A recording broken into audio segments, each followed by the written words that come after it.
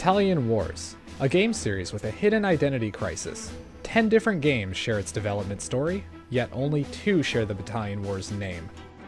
Battalion Wars had a somewhat troubled development, with the first iterations coming into existence sometime around 2001, only to have multiple drastic design changes leading up to the Battalion Wars that we know today.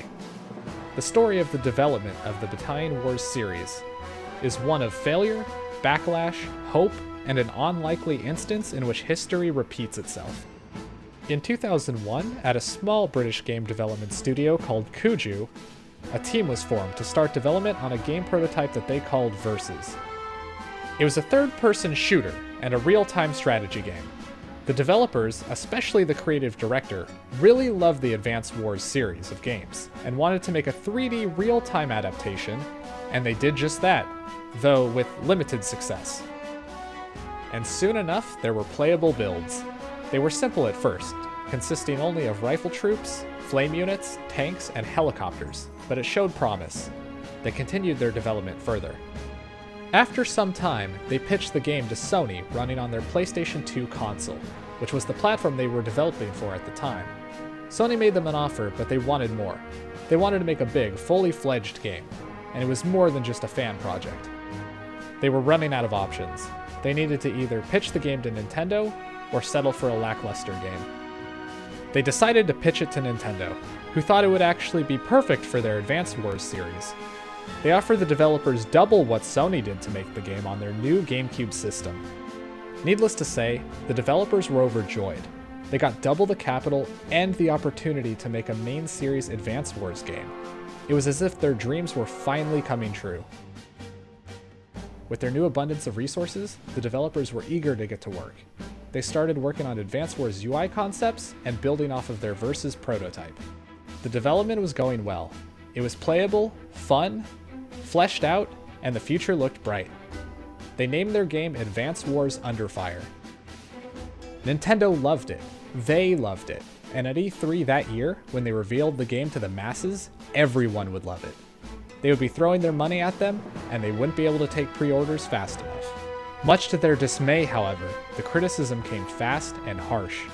People were tearing the game apart for its strange-looking art style, clunky command system, and for the fact that it was seemingly being shoehorned into the Advance Wars series, despite the fact that its gameplay had no connection at all to what Advance Wars was known for at the time. It was action-packed, it was 3D, and it wasn't turn-based. Perhaps it was ahead of its time, or maybe the fans just didn't know what they wanted. Or it may have even been a mistake for Nintendo to force the Advance Wars branding on them. But whatever the reason, it went poorly, and there was nothing left to do except return home, demoralized and unsure of the future. Despite this rough start, they didn't give up. They loved their gameplay, their story, and all the work that they had put into it. It was not going to go to waste. And as one developer put it, we all felt like we were doing something groundbreaking. The developers had to change the game's art style, refine the gameplay, and alter the game's entire brand. They had to redefine their entire game's identity. Things were going to be difficult. They redesigned their game to be iconic in its own right, memorable, charming, strategic, action-packed, and tons of fun. It was unique and doing its own thing. What it lacked in Advance Wars, it made up for as its own identity as Battalion Wars. Soon, they had a new build ready.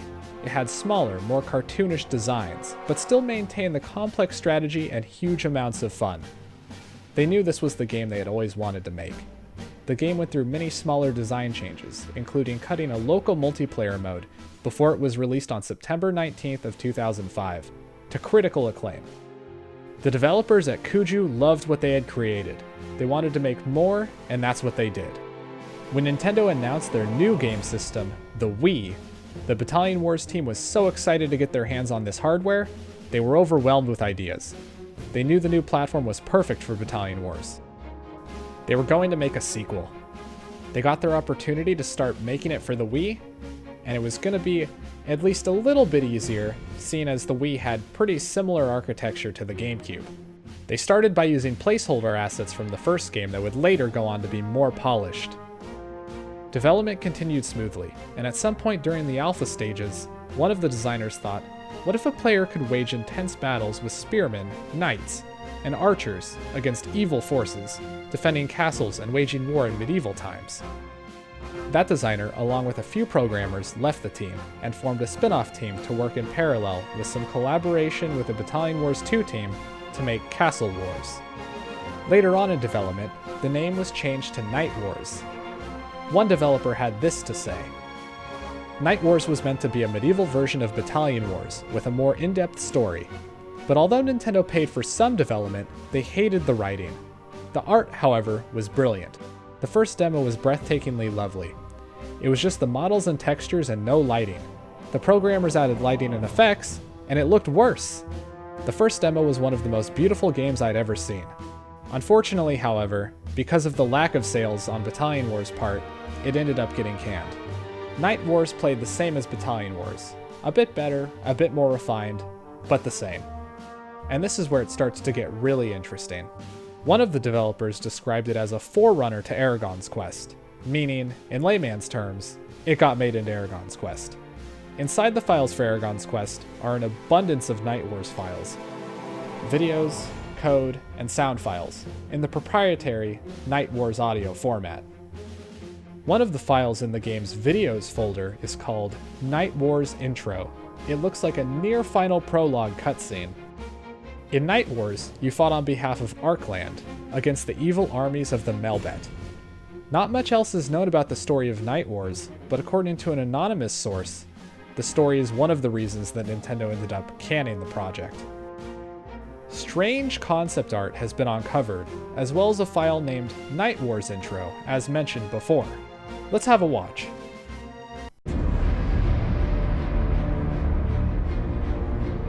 Legend spoke of a child, born to the noble house of Arkland, allied to the dragon as the kings of old once were. This one alone would bring men together to save the land from darkness. The enemy sent powerful servants who sought to kill the newborn. So, far from those who loved her, she was raised by the wizard Caliphx in secret, and watched over by her constant companion. Thus the child grew, till the shadow fell, and my work began.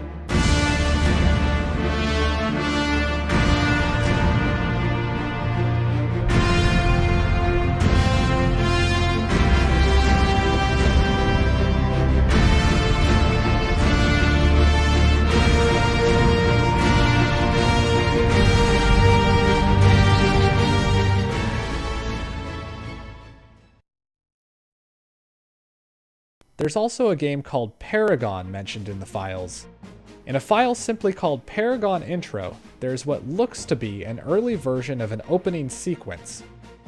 And what's most interesting about it is that it uses parallel phrasing from Night Wars, sharing faction names. This, along with developer confirmation, allows inference that Paragon is what Kuju pitched to Warner Bros. After Nintendo axed Night Wars. How different or similar it was has most likely been lost to time, but what we do believe is that it was removed from the Nintendo Wars branding. It stands to reason that it can't be too different, because both the Night Wars and Paragon intros are found within the Aragorn's Quest game files. An anonymous source had this to say: I think Paragon is just a part of Night Wars. Either that, or just a name change. Same game though. In a similar fashion to Battalion Wars, it seemed as if Night Wars was going to suffer through its own identity crisis. Luckily, Battalion Wars wouldn't meet the same cruel fate that Night Wars did. Back on Battalion Wars 2, things were looking a bit rough. Their ancient engine wasn't cutting it. Their tools were old and hard to use, and the game didn't look very unique from its predecessor. Development was being impeded, and these were hard times. The developers needed to overhaul their engine and toolset, a costly and time-consuming venture. The overhaul of the game's engine necessitated the increase of the game's team size, peaking at around 70 people, including QA and producers. This was costly both in time and money. This, along with the sometimes toxic management structure, made this a very stressful time for the developers. Here's a quote from one developer. "I lost hair over it. It was stunningly stressful. But against all odds, they shipped it.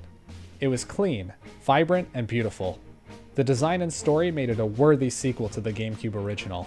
While it was a technical success in all regards, it was also, unfortunately, a commercial bust. So much so that it wasn't even worth it to plan ahead for a sequel. All they could really do was leave the door open at the end of Battalion Wars 2, and they left it on a bit of a cliffhanger." A quote from a developer. 3 hadn't been planned. We just wanted to keep the main characters alive, so there was an option for another sequel. If Nintendo had said they wanted another, we would have planned it out, but as a work-for-hire studio, you can't afford to spend time planning something that has not been commissioned. I'm afraid there were no plans for Battalion Wars 3. No thought put into it, so I can't say what would have happened. And that was it. The end. Not the end we wanted, but it was the end we got. The story wasn't finished, and it would stay that way. Perfectly incomplete.